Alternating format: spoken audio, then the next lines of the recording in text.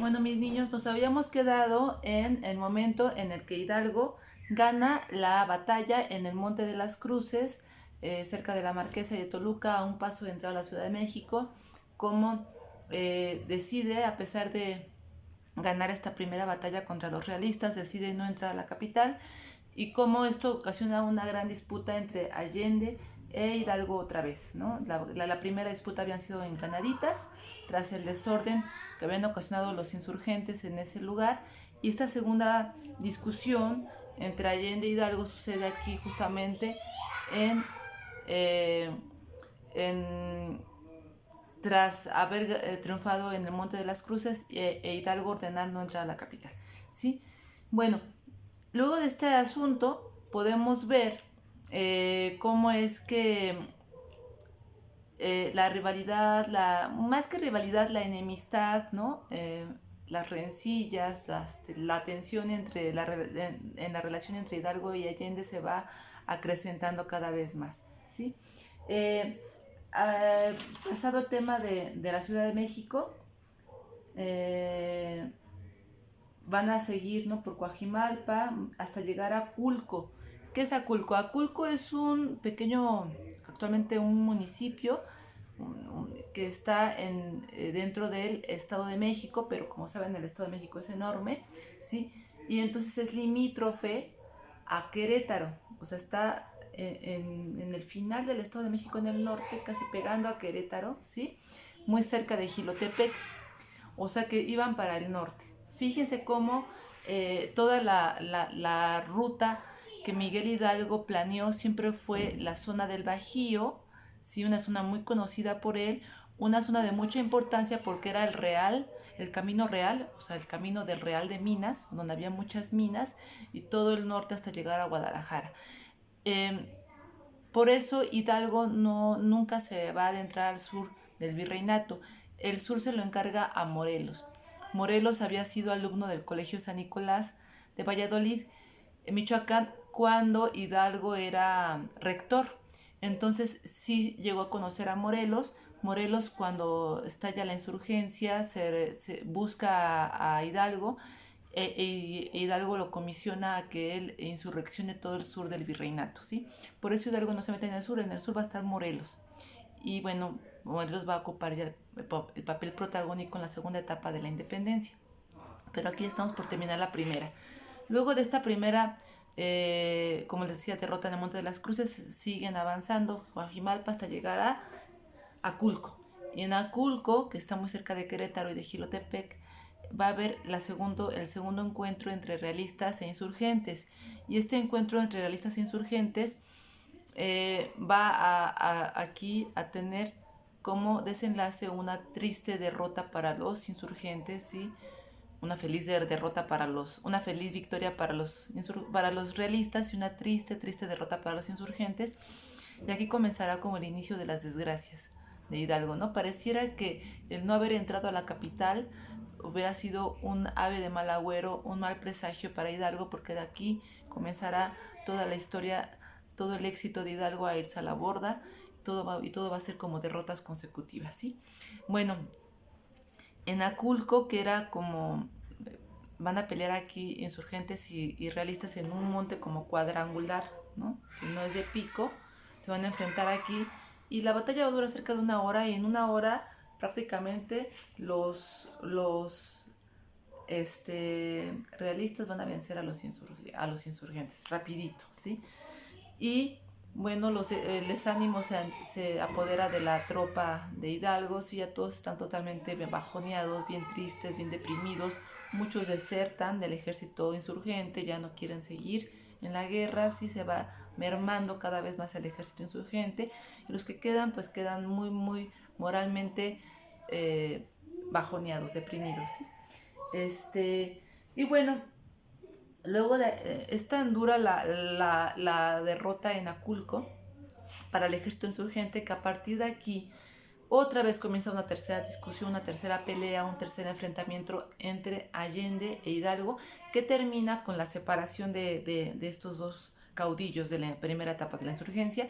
Allende dice: al diablo, yo no sigo con este loco, ¿sí? Ya para esta época ya llamaba a Hidalgo como el cabrón del cura, o sea, así le decían, y lo confiesa el propio Allende en su juicio militar, confiesa que llegó incluso a planear envenenar al cabrón del cura, o sea, ya desaparecerlo de la faz de la tierra, matarlo ya, ¿no? Lo desquiciaba, lo volvía loco, pensaba que todo iba mal por él. Entonces lo deja y él sigue su camino Allende a Guanajuato, y en Guanajuato Allende se va a encontrar contra un personaje que aparece en escena del bando realista, un personaje crucial para la victoria de los realistas, que va a ser Félix María Calleja. Este personaje va a ser, digamos, el gran ya protagonista del lado de los realistas, ¿sí? De esta historia. Y luego se va a volver, perdón, virrey de la Nueva España. Cuando Venegas deja su mandato, llega Félix María Calleja como virrey, ¿sí? Que será ya el penúltimo virrey, luego seguirá Apodaca y ya luego llegará O'Donoghue. Bueno, que ya no era propiamente un virrey.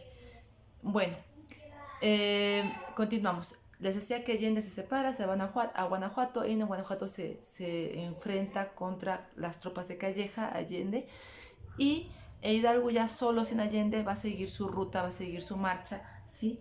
Hidalgo vuelve a Valladolid, donde fue, o sea, vuelve al sitio donde sabe que lo quieren, donde Valladolid se entregó de manera voluntaria a los insurgentes, ¿sí? Y va a Valladolid Miguel Hidalgo a escribir como una serie de cartas y de informes en donde va a minimizar la derrota de Aculco. Va a decir, no fue tanto, no fue tan así, no era una mentira, la verdad es que sí ha sido muy cruel, pero quería escribir algo que no desanimara tanto a los seguidores de la insurgencia, ¿sí? Y también aquí en Valladolid va a responder el edicto de la Inquisición. Recuerden que la Inquisición reabre el expediente que se le abre en 1800 a Miguel Hidalgo por andar de libertino, andar de fiestero, de pachanguero y andar soltándose mucho de la boca, ¿no? Y andar tratando con mujeres. Pero ese caso, la Inquisición lo archiva, no le hace caso, y hasta que Hidalgo se vuelve el líder de la insurgencia, la Inquisición reabre el caso y ahora lo juzga como hereje y circula edictos de la Inquisición por todo el virreinato que son leídos con pregonero, ¿sí? Afuera de las iglesias, donde dicen que Hidalgo es un hereje y que no se unan jamás a Hidalgo la gente, ¿no? Si no se va a ir al infierno. Y aquí en Valladolid Hidalgo va a desmentir este edicto de la Inquisición, va a defenderse, va a decir que él no es hereje, que él es muy religioso, etcétera, ¿sí? Pero seguirá su camino por Itzícuaro, Zamora, Zapotlanejo, ¿sí? Hasta llegar a Guadalajara.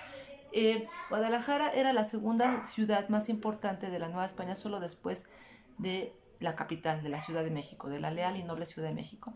La segunda era Guadalajara. De hecho, había dos consulados de comerciantes antes de las reformas borbónicas. Recuerden que las reformas vienen a crear más consulados para quitarle el poder a los que tenían mucho poder, y los comerciantes tenían mucho poder. Uno de los consulados que había antes de las reformas era el de la Ciudad de México, ese que va a ser el golpe de Estado en 1808 para deponer a Iturrigaray y poner a Garibay, y otro consulado estaba en Guadalajara. Eso nos habla de la importancia de Guadalajara. Había dos audiencias. Las audiencias eran como el grupo de funcionarios virreinales llamados oidores, que se encargaban de los asuntos del gobierno. Uno trabajaba aquí en el Palacio Nacional, en el Palacio Virreinal, con la Real Audiencia, y otro en Guadalajara. O sea, Guadalajara era un sitio muy importante, pues.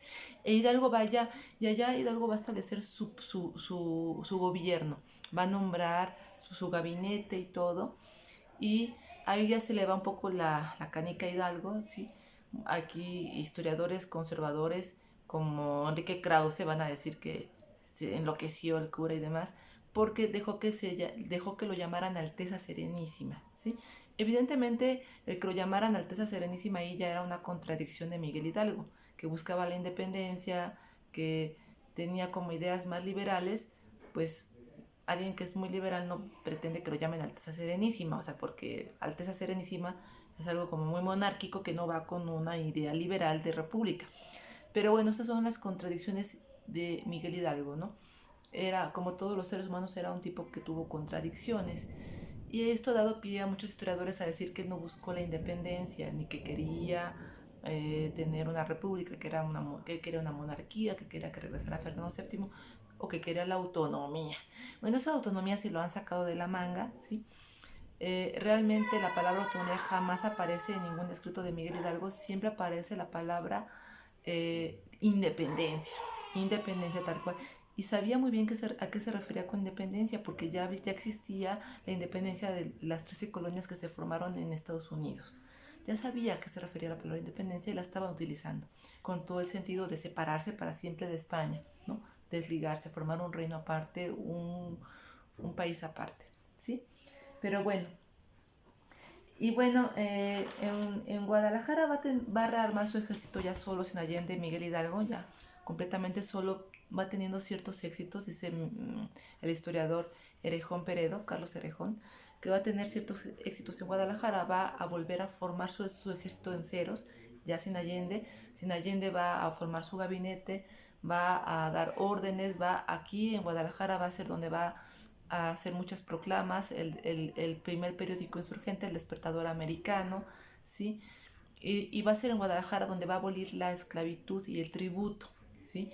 Algo interesante, porque si comparamos las independencias de Estados Unidos, por ejemplo, de las 13 colonias, Thomas Jefferson y George Washington allá en Estados Unidos, pues sí, muy liberales y lo que quieran, pero jamás pensaron en abolir la esclavitud. Tenían esclavos negros en su casa, ¿no? Este, Hidalgo aquí va adelante de Washington y de Jefferson, los héroes de la independencia estadounidense. Aquí él va un paso adelante porque él sí pretende abolir la esclavitud. Y era un tema que le importaba mucho. El historiador conservador Enrique Krause ha dicho en más de una ocasión que Miguel Hidalgo no tenía un proyecto claro de gobierno, y esto lo retoma de Lorenzo Zavala, un político del siglo XIX en México que va a ser gobernador de Texas antes de que se independice Texas. Pero antes o después de que se independice Texas, no sé, ese asunto se los aclaro en otro video.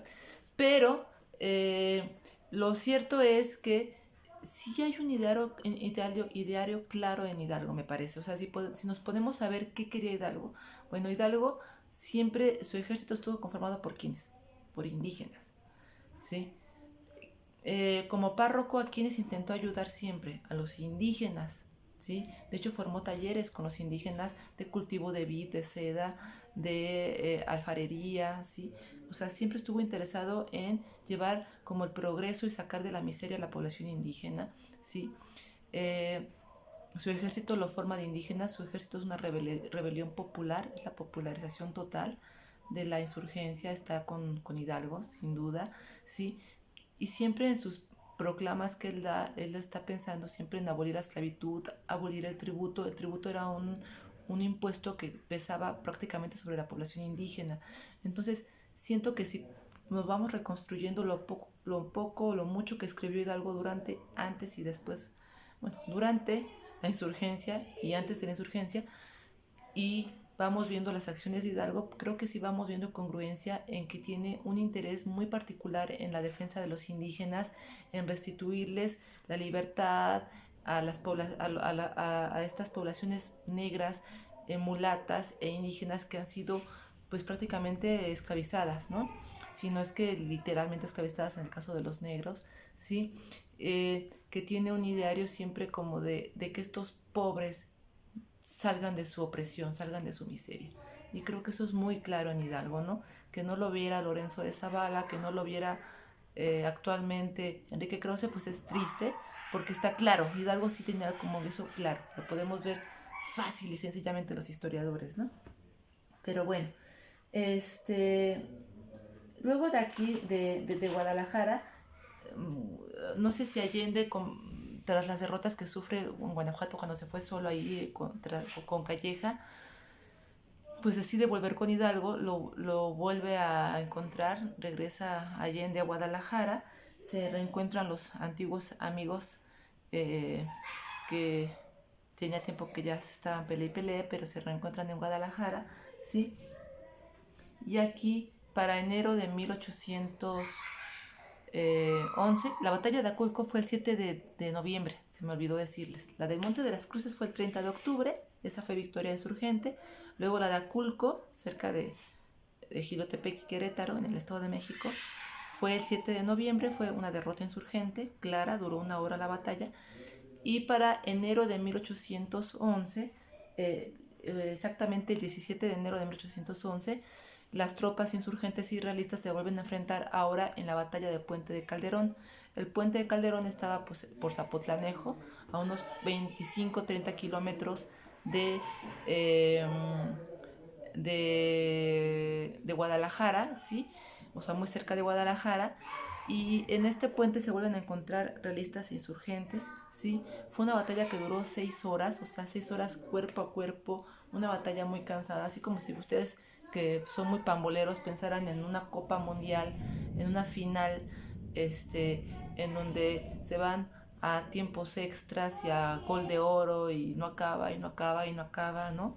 Y siguen empates, ¿no? Claramente el ejército insurgente estaba ganando, ¿eh? Calleja estaba defendiéndose, no jamás estaba ofendiendo a su enemigo, estaba defendiéndose porque iban ganando, los insurgentes iban ganando terreno, metro a metro iban ganando terreno, ¿sí?